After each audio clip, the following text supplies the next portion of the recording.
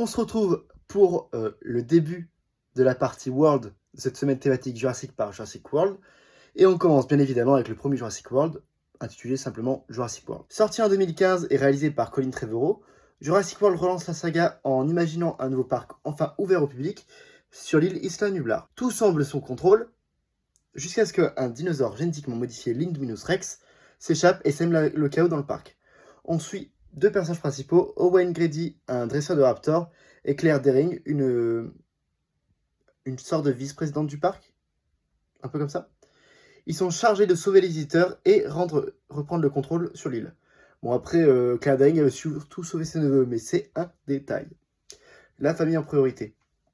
Entre nostalgie, nouvelles créatures et effets spéciaux spectaculaires, le film modernise la franchise tout en rendant hommage à l'original. Bah franchement, j'ai bien aimé Jurassic World. C'est pas aussi magique que le premier, mais ça fait déjà super plaisir de voir un parc ouvert. L'Indominus Rex apporte une vraie tension et les scènes d'action sont assez spectaculaires.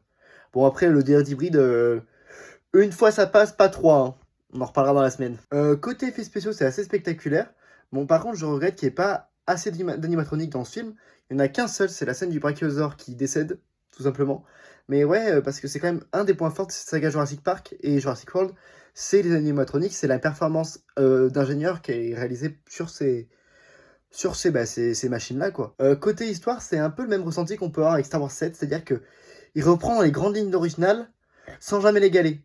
Mais il y a quand même assez d'ajouts pour en faire un film à part et pas se dire c'est que l'original qui compte. Voilà, il a quand même une petite qualité quand même. Pour moi, c'est un bon divertissement qui respecte l'esprit de la saga et qui en fait pas le meilleur Jurassic World et de très loin, mais un film satisfaisant à regarder où tu poses juste le cerveau et tu kiffes quoi. Donc ben voilà, c'est tout pour aujourd'hui. Et on se retrouve très bien, enfin dès demain d'ailleurs, pour la vidéo sur la vie trouve toujours un chemin. Regardez les films et vous saurez que cette ref existe vraiment. Allez, c'est ciao!